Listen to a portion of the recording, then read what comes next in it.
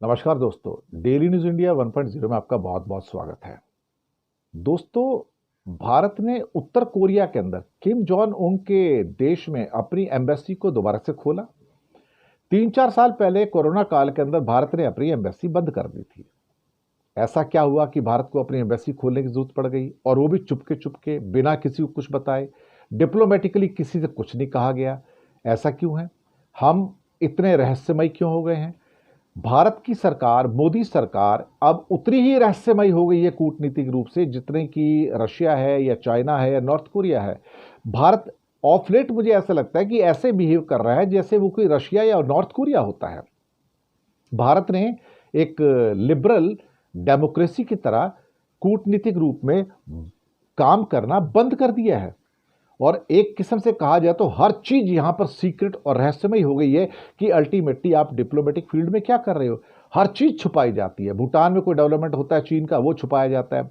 LOC पे कोई China का डेवलपमेंट होता है, वो छुपाया जाता है। एलओसी पे पाकिस्तान का डेवलपमेंट होता है, वो छुपाया जाता है। हर चीज भारतवासियों से छुपाई जा रही है। और अब 3-4 साल के बाद कोरोना से बंद पड़ा दूतावास खोला, एम्बेसी खोली प्योंगयांग के अंदर नॉर्थ कोरिया में, ये भी छुपाया गया। लेकिन अल्टीमेटली अंतरराष्ट्रीय सूत्रों से खबर तो आई गई कि इंडिया ने इसको खोला। क्या इसको वेस्टर्न कंट्री के दबाव में खोला गया कि इंडिया को स्ट्रेटजिकली वहां से कुछ इंफॉर्मेशन मिलेंगी, और वो इंफॉर्मेशन वेस्टर्न वर्ल्ड को, अमेरिका को और कुछ और क्या कहते हैं कि देशों को पास ऑन करेगा? ये हुआ क्या है? अब सवाल ही पैदा होता है कि नॉर्थ कोरिया अचानक क्यों?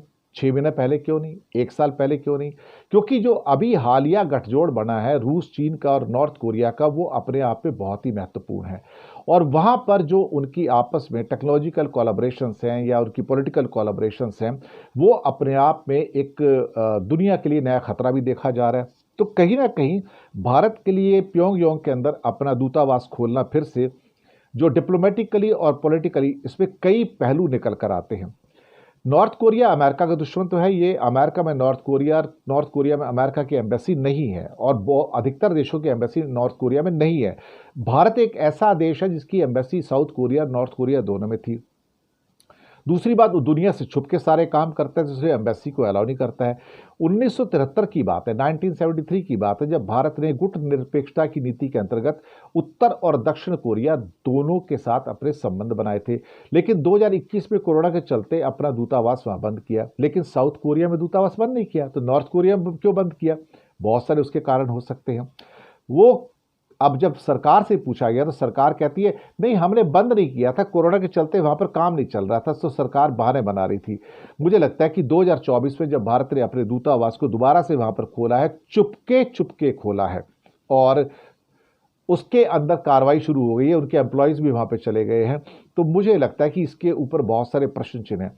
मोदी जी जैसे कि रहस्यमय सरकार है, तो कभी भारत की जनता को बताते नहीं है कि हमारी एम्बेसी खुल रही है, तो वहां पर क्यों खुल रही है, बंद हुई तो क्यों हुई थी, वो सारी की सारी चीजें हैं। अब कहा जा रहा है कि चूंकि वैश्विक राजनीति में, द वर्ल्ड डिप्लोमेसी के अंदर भारत की इस टाइम एक भूमिका है, बड़ा कंट्री है, लेकिन रूस, चीन और नॉर्थ कोरिया एक बड़े साझेदार के रूप में बन के निकले हैं, और उनका आपस में मिलिट्री कोलैबोरेशंस भी हैं, पॉलिटिकल कोलैबोरेशंस भी हैं, डिप्लोमेटिक कोलैबोरेशंस भी हैं, और इसको अमेरिका और वेस्टर्न देश जो है वो एक बड़े खतरे के रूप में देखते हैं। साथ ही में उनके ईरान का भी उनका मिलन हो गया है। तो भारत के ऊपर ये दबाव है, शायद मुझे लगता है कि वेस्टर्न कंट्री के द्वारा, कि आप दोनों के साथ हो तो आप वहां पे एम्बेसी खोल के वहां से जो भी इंफॉर्मेशन हो उसे आप कलेक्ट करो और हम तक पहुंचाओ।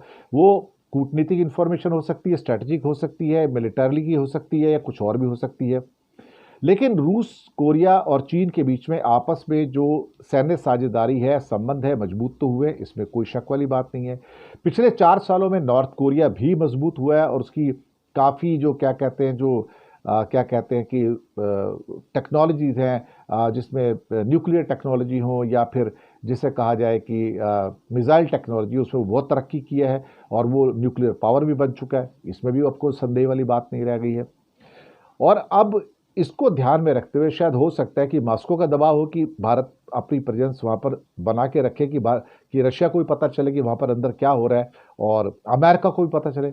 भारत को अपनी सुरक्षा की चिंता है, और चीन और पाकिस्तान के साथ नॉर्थ कोरिया के क्लोज रिलेशन है। पाकिस्तान के साथ तो मैंने अपने कई और एपिसोड्स में भी कहा है कि वहाँ पर उनकी जो पाकिस्तान के साथ मिसाइल और न्यूक्लियर टेक्नोलॉजी का जो एक्सचेंज है वो बहुत ज़्यादा आगे जा चुका है और भारत को परेशान करने वाला है। तो उत्तर कोरिया का महत्व दुनिया की डिप्लोमेसी में जो 4 साल पहले था आज उससे कहीं ज़्यादा है। तो उत्तर कोरिया के साथ संबंध दोबारा से स्थापित करके भारत चीन और रूस के साथ अपने डिप्लोमेटिक जो इक्वेशंस हैं उनको शायद और मजबूत करने की दिशा में आगे बढ़ रहा है। साथ ही में भारत ये कह रहा है कि मुझे वहाँ पर नॉर्थ कोरिया के अंदर व्यापार और हो सकता है इन्वेस्टमेंट के नए रास्ते भी खुले, वहाँ पर कुछ इंपोर्ट एक्सपोर्ट भी होगा। लेकिन अमेरिका के लिए क्या है इसमें? क्या अमेरिका ने प्रेशराइज़ किया? मुझे लगता है कि अमेरिका और वेस्ट इंडिया को प्रेशराइज़ किया है और अमेरिका इसको भारत की डिप्लोमेटिक लिबर्टी के रूप में देखता है कि भारत जो डिप्लोमेटिक लिबर्टी है उसकी या डिप्लोमेटिक स्ट्रैटेजी है वो अपने हिसाब से करेगा। क्योंकि अमेरिका और वेस्ट की वहाँ पे एम्बेसी नहीं है तो अमेरिका चाहेगा कि वहाँ पर इंडिया अपनी एम्बेसी खोले और वहाँ से जो इन्फॉर्मेशन मिलती है वो हमको पास ऑन करे।